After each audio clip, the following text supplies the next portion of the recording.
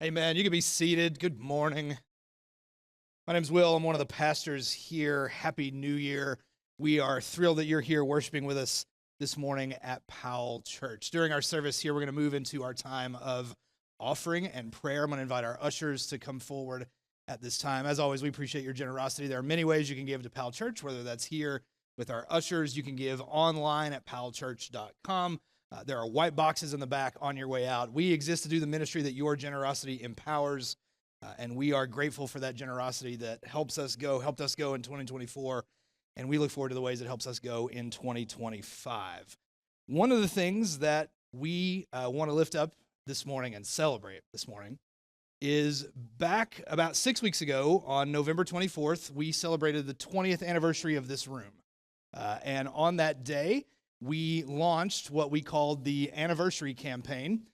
We had an anonymous donor that wanted to do a matching gift to help us with some of the remaining balance on this 20-year-old building. And so this donor gave us $100,000 as a match, dollar for dollar. Everything you gave would be matched up to $100,000. So we launched this campaign 6 weeks ago on November 24th.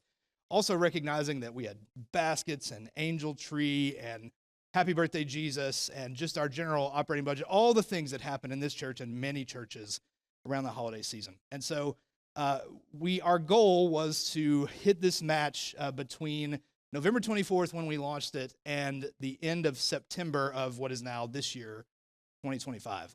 And so this morning, I want to share with you the first update on this, because it is also the last update on this, because in 6 weeks, we've matched it all. I don't have, you're not going to get a lot of eloquence out of me about this because I'm still blown away by it. We had 33 households gave to this, including some deep generosity, all kinds of different things. I met with our donor a couple nights ago, and they shared equally in being blown away. And so what this has done is reduced our remaining debt on this building down to about $150,000. And here's what we think. What we saw is, like many of you were setting up plans to give to this monthly and all that other stuff. This building, as we said, this building is 20 years old. So Powell Church has carried debt on this building and then the bubble over there for 20 years. And I'm just the guy that's been here for 2.5 years. There are many faces, G.W. Bowles, many other pastors who've stood up here, many other chairs of finance, many other folks who've had their hands in this dream from the very beginning.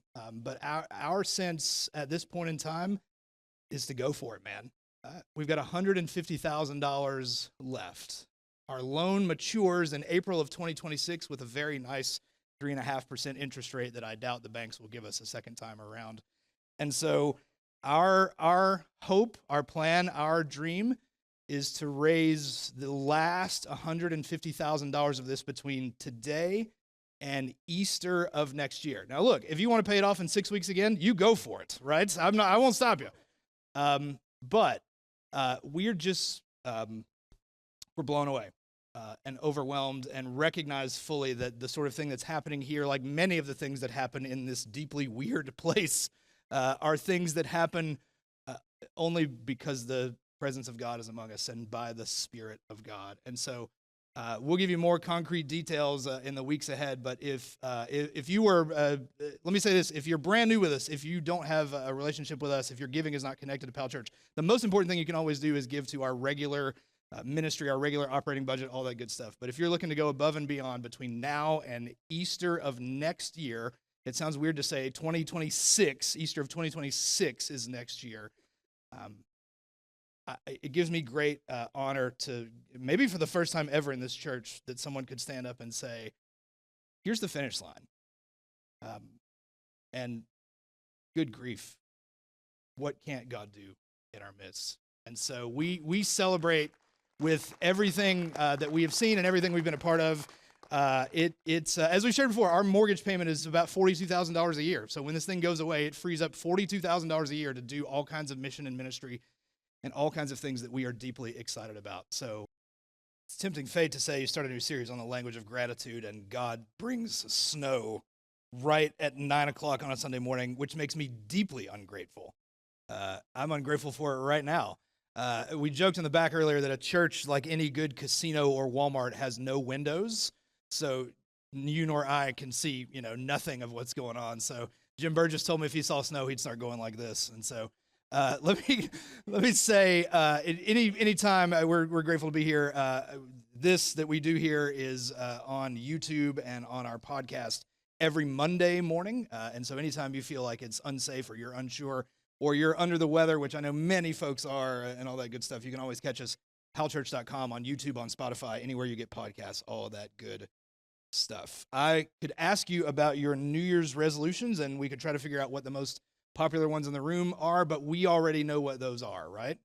It's save money, lose weight, eat healthier, exercise more, that sort of stuff. And then usually around, if you read like national studies of New Year's resolutions, usually be happier is about 5th on the list, which suggests the idea that we tell ourselves, I tell myself, if I was to lose weight, if I was to save money, then I would be happier if I went, through those doors and that sort of stuff. Those resolutions are probably similar human being resolutions that they have always been in the Western civilized world. What I like doing is going to Google and seeing what did people search for and what are people searching for the most. Here are the most Googled words in 2024.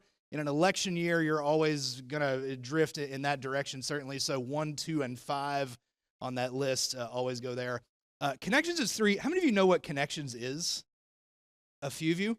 Those of you that have raised your hands, do you hate it as much as I hate that game. And I keep coming back to it, and I hate it more. It's like Wordle, except mean. It's taking 4 groups of a 16-word box and trying to group them in 4 groups of 4. So if you play that and you hate it, I warned you about that. The Yankees, stubborn as they are, the Yankees are 4th on the list. I looked at what was the most UT Googled thing, because like an incredible year for Tennessee, right? I was like, is it going to be Dalton Connect? Is it going to be Tony Vitello or College World Series, new Lady Vols coach, Nico, college football playoff, any of that stuff? Do you know what the most Googled Tennessee-related thing is? It's what channel is the game on? Which I would imagine is the most Googled Tennessee-related sporting event is when we were playing like Kent State or one of those ones that was on digital only, and people were frantically going to Google trying to figure out where the game was. So I really enjoy that. So you can kind of see Olympics always going to get in there as well. The hurricanes, celebrities who passed away. You can kind of get the flavor of the year when you look at this. But one thing Google is also helpful with, because Google's been around a long time now, is tracking trends year over year, or in our case, decade over decade. How do the way people look for information, go somewhere for information, search things, how does it change over time? For instance, on the charts I'm getting ready to show you, if you were to Google, if you went to Google Trends and you put in like MySpace, you would see a big spike in like 05, 06, 07, and then down to a flat line because no one's looking for MySpace anymore. There's a good chance that some of you younger folks in the room don't even know what that is, which is wild to me. So in church-related business, here's a few Google trends. This is the word church and how often people have Googled it from January 1 of 2004 to right now. On the right-hand side of that screen, the dip you see there is COVID. And you can see that not quite have we the church, we people looking for a church. This is often, where is Powell Church, right? What's their phone number? What's their email address? That sort of stuff. This is United States data, but it hasn't quite come all the way back up to where it was in February of 2020. The spikes, you know what the spikes are? Christmas and Easter, right? And so you can see kind of how that behaves. What's interesting to me is the word faith, which is our next chart that we have. The word faith has more of a downward trend overall. You can see some spikes in there, again, that are more related to religious holidays and that sort of thing. But generally, people at least go to Google less for faith-related things than they were 20 years ago. But that doesn't mean that human beings are not still asking the same questions that human beings have always asked. Maybe they're just asking it differently. Here's the word manifesting. The spike there, also COVID. Round about June of 2020, it's as if human beings said, we've tried prayer and that ain't working. Let's try manifesting and seeing if that'll make a difference in this whole thing. So you can see even like a new word, a new kind of concept. I'm going to think about this thing and I'm going to think about it and focus on it, and maybe that will help make it happen. Human beings continue to kind of ask those questions. The one that was most interesting to me is the word gratitude. Gratitude spikes on Thanksgiving every year, right? No doubt. But the trend of this line goes up and up and up and up and up. Now, here's my question, which is rhetorical. I don't know the answer to this, but maybe we can work on it together. Is this line going up because people are more grateful? Or is this line going up because we just have a greater collective sense that we'd like to be? I'm not convinced that this line just goes up because people, human beings in the last 20 years, are just more and more and more and more grateful. That's not been my lived experience, knowing other human beings and myself. But there is still something in us that not just at Thanksgiving, but increasingly over time, seeks out this idea of gratitude. It seeks out this concept of what it is that we might be looking for. So whatever you've got, whatever your resolution, whatever your, if you've got a word for the year, if you tell yourself, I don't believe in any of that stuff because I tried it too many times and it didn't work too many times, but you can't help maybe that still at January 1st and you flip that calendar page, feel like I'd like to do these things better, or I'd like to do these things more. Whatever your resolution, whatever your word, whatever you brought in here this morning or this year, here's a word that maybe helps us with all of those. The New Testament was originally written in Greek, and one of the Greek words that we find there is this word Eucharisteo. It's a word we use a lot when we celebrate communion. You can see the word Eucharist right there in it, but this is a verb. This word, Eucharisteo, gets translated most often as give thanks. So it's this thing, this idea, this action, this verb that Christians are called to partake in, specifically when they partake in this. But, as I hope we'll see, it's not just about what we do when we do this, but it's something that has a chance to take root in our entire lives. Jesus, the night he was betrayed, shared a meal with his friends. That story, of course, is found in the Gospels in Matthew, Mark, Luke, and John.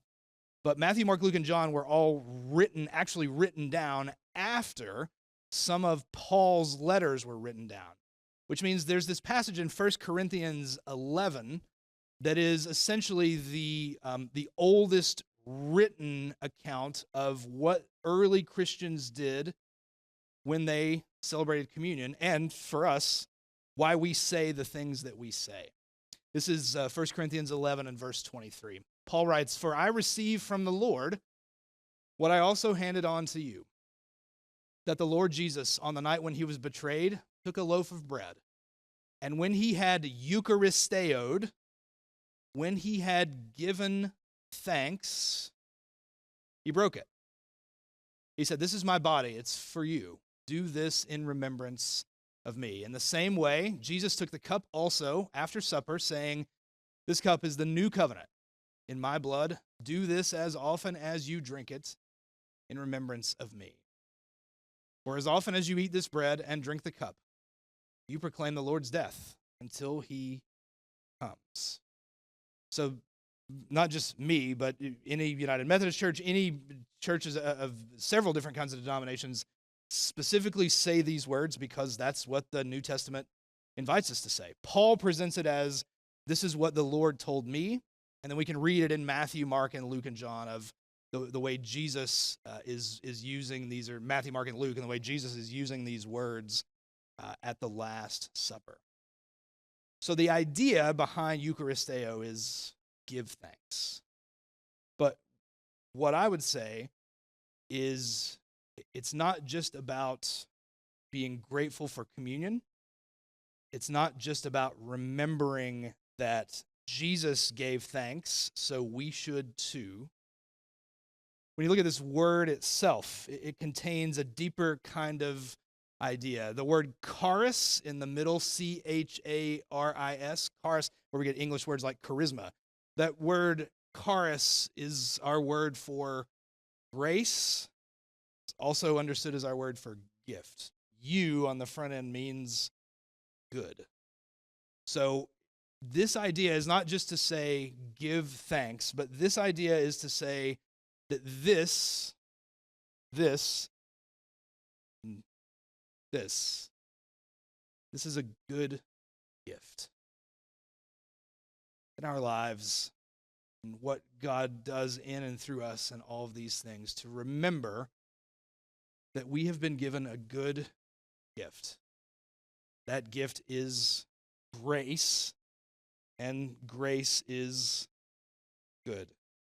That there's this kind of heartbeat in this that connects with the whole of my life. We often talk about Jesus being in the center, to say that my life, my gratitude is properly oriented when I try to see the world through this lens of everything we have is a gift. It's a gift from God. Most of all, grace, that grace is good. If God is going to give us a gift, he's God, he could do anything. If God is going to give us what's fair, he's probably going to give us the gift of judgment, right? But we could also say, well, God's given us the gift of love, and that's true. But grace runs even deeper than love, because if what we get from God is only love, then perhaps God might look at us and say, those poor humans, they have such a hard time. And they don't do what they know they should do, or what I've told them to do century after century after century. But I love them anyway. And I'm going to keep loving them. They're in trouble at the end, but I'm going to love them no matter what up until that point. And sometimes for us as people, because we're not God and I can't save anybody, most of all myself. Sometimes for us as humans, that might be the best we can do for each other.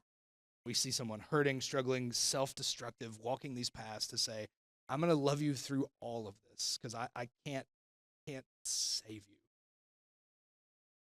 I know someone who can. And this gift in Jesus, this gift we celebrate, is not just love, but grace. We talked in the fall about the language of apology, that if we want to be like Jesus, if we want to take that seriously, ironically, we should probably start with something he never had to do, which is, how do we apologize to each other? How do we learn to speak grace well? Gratitude, in a New Testament sense, is rooted in a same Christian context of everything we have is a gift. And that gift is not just love or blessing or favor. That gift is grace. And that grace is good. It's a grace that forgives our sins and sets us free. It's also a grace that goes with us.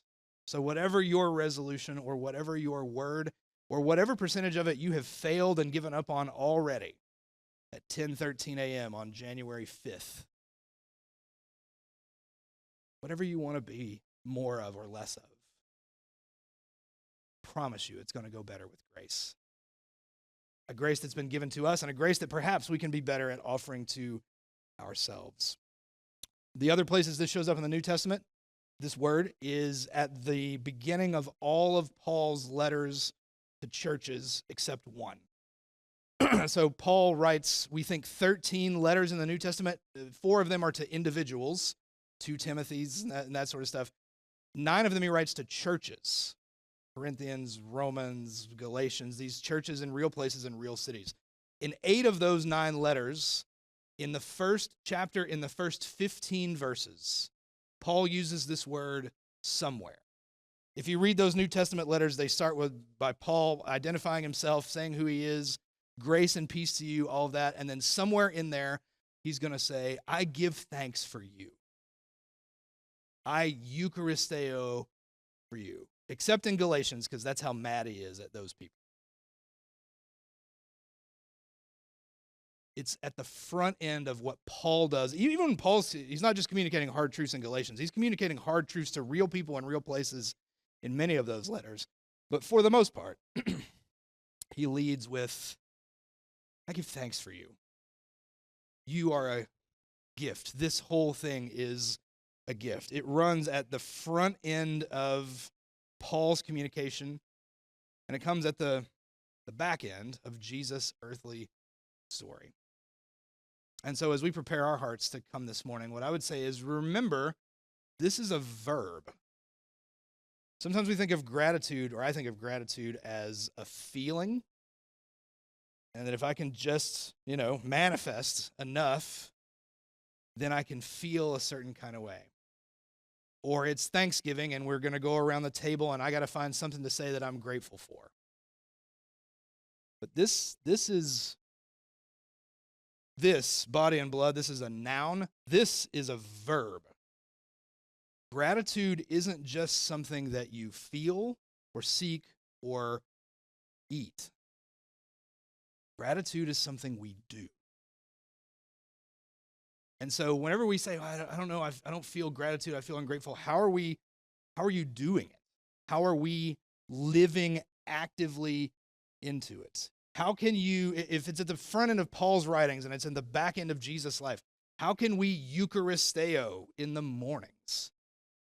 How can we Eucharisteo before we go to bed at night? And this can be all kinds of different things. Some people like writing down something they're grateful for, saying out loud in a prayer, here's specifically what I am grateful for today. We'll talk next week as we go through this series about language of gratitude. If you're grateful for someone, tell them. Man, tell them. Communicate that to someone else. But this is not a feeling. This is a verb. Gratitude works best, like many things around here. Gratitude works when you work it. Gratitude works in and through us when we orient ourselves around this idea that everything we've been given is a gift. Everything is a gift. And that gift is grace, and grace is good. When we miss that, it's easy either to become arrogant on this side of things and think, I did all this for myself and I've earned all of this. Or what often happens on this side of things is self-loathing, frustration. Why aren't things going my way? What more could I have done? Bitterness, all of that sort of stuff. But properly oriented in the center of our lives. This idea is not just a meal we come and partake in, but an idea we're called and invited to live out together. I think maybe this might be theologically gray, but when Jesus says, do this in remembrance of me, maybe he's talking about more than just eating bread and drinking juice. There's room to believe that he's also talking about do this in remembrance of me. That when we remember what's been done for us, that it frees us up not just to feel, but to practice gratitude in all of these different areas of our lives as often as we can. Gratitude starts with believing everything we have is a gift from God. We have been given a gift. That gift is grace, and grace is good. How can we Eucharisteo together in the morning, in the evening? How can you practice gratitude? We're going to come together to share in that this morning. Will you pray with me?